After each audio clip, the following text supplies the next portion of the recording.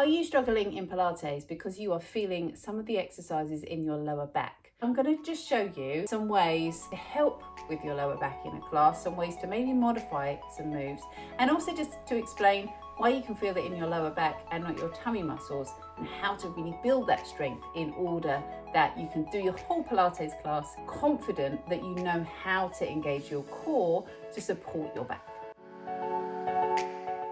I'm Karen. I have been teaching Pilates for nearly 20 years, so I have built up so many little adaptations and ways to help cue my participants and clients. So little things like back niggles, shoulder niggles, I immediately know what to look for and how to help. Here are some of the common exercises where you might feel it in your lower back. First of all, the one that we generally start with, and that's your 100.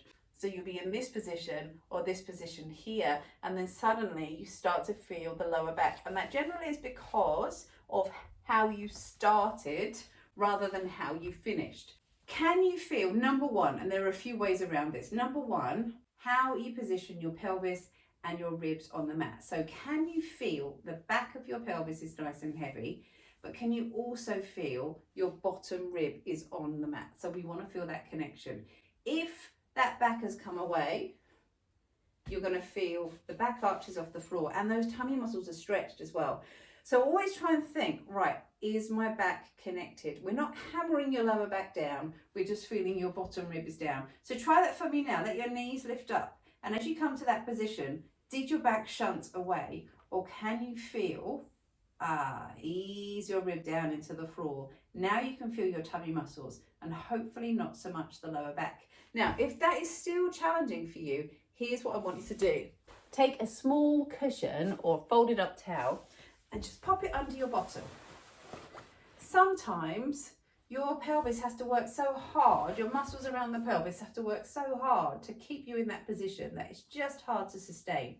A little cushion underneath your bottom, and this is particularly useful if you're someone that carries your body fat around your tummy, or if you've recently had a baby, or if you've had a back injury and you're really struggling with this. Little cushion under your bottom. Feel the difference now. If you let your knees lift and your ribs come down, suddenly you can feel your tummy muscles working more and not your back. And that is such an important cue. Can I feel my tummy muscles, or can I feel my back? Generally, if you're starting to feel it in your lower back, you're either not in the right position, or you've done enough of the exercise and your tummy muscles haven't got the endurance strength to carry on. Here's another one that really commonly gets people in your lower back, and this I would say more affects people who've already got some back issues come into class.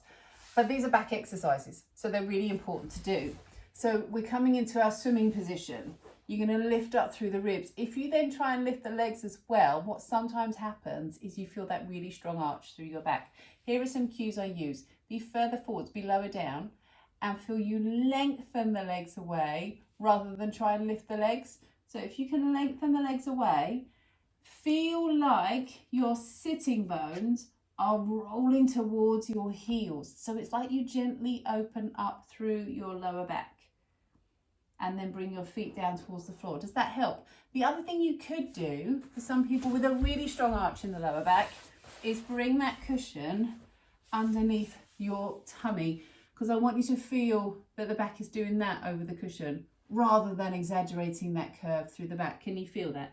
So you could let the legs lift, press your hips down into the cushion, and now you can feel bottom, backs of thighs, back muscles, but not that discomfort around the lower back. The third most common one is our leg pull or our plank position. I'm going to just show you from hands and knees rather than elbows. So the really simple reason for this is if you come to this position and your back is there, you're twerking rather than there in your strong position through your trunk. Very simply, your tummy muscles just aren't engaged in the right way. So if you start, just to break this down, come to your hands and knees. Start with your hover position. That way your back is in the right position.